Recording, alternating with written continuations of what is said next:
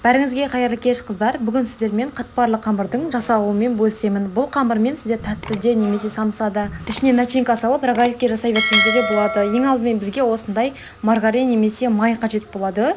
400 грамм май қажет болады. Осылай барлығы 400 грамм алып өлшеп аламыз. Біздің барлық заттарымыз салқын болуы керек. Майымыз да салқын қатты болуы керек. Келесі кезекте біз салқын суымызды ыдысымызға құямыз. Үстіне 1 шай қасық тұз саламыз. Бізге 6%-дық яблочный уксус қажет болады.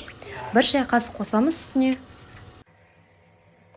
1 дана жұмыртқа қажет болады бізге. Тоңазытқышта тұрған 1 жұмыртқамызды жарып үстіне салып қасықпенен араластырамыз. Енді таза жерге ұнымызды осылай жайып аламыз. Бізде 500 грамм ұн, бұл жерде салқын майымызды үккіштің көмегіменен үлкен көзімен өткізе берсеңіздер болады. Осылай барлығын үстіне өткізіп береміз. Майымыз жұмсақ болса үккіштен өтпейді, сондықтан да салқын қатты болу керек. Әрі біздің қамырымыз қатпарлы болмай қалатын болады. Сондықтан да салқын сары майды қолданамыз. Әрі өткізген сайын осылай ұнға батырып алып өткізіп тұрамыз. Майымыздың барлығын үккіштен өткізіп болғаннан кейін қыздар қолымызбен барлығын майдың бәрін ажыратып шығамыз. Май бір-біріне жабысып қалмаған болуы керек. Енді барлығын үгіткеннен кейін ортасын ашып, жаңа дайындап қойған салқын суымызды ортасына құямыз. Біз бұл қамырды илемейміз. Жан-жақтарымен барлығын біріктіріп, тек қана жинайтын боламыз. Құрғақ жерлеріне қалған суды қоссаңыздар болады. Бұл қамырды илесек, біздер қазір қамырымыз қатпарлы болмай қалады.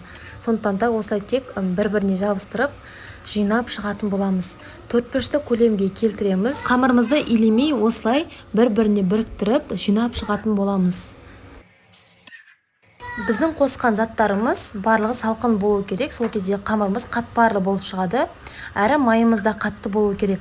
Қамырымызды жинау барысында тез-тез қимылдауымыз керек. Себебі ішіндегі майы еріп кететін болады. Ерсе ол қатпарлы болмай қалады. Осылай 4-5-ті көлемге келтіргеннен кейін пакетке немесе осындай пленкаға орап, тоңазытқышқа 3-4 сағатқа қойсаңыздар болады, немесе мұздатқышқа сақтап қойсаңыздар болады. 1 ай көлемінде сақтасаңыздар, қолданатын кезде 3-4 сағат бұрын шығарып қойып қолдана берсеңіздер болады. Кез келген тәттіні жасай берсеңіздер болады, самса жасасаңыздар да болады. Міндетті түрде жасап көріңіздер. Менің каналыма тіркелуді ұмытпаңыздар. Алдағы уақыттарда сіздерге осы қамырменен самса жасап көрсететін боламын, немесе тәттілер жасап көрсететін боламын.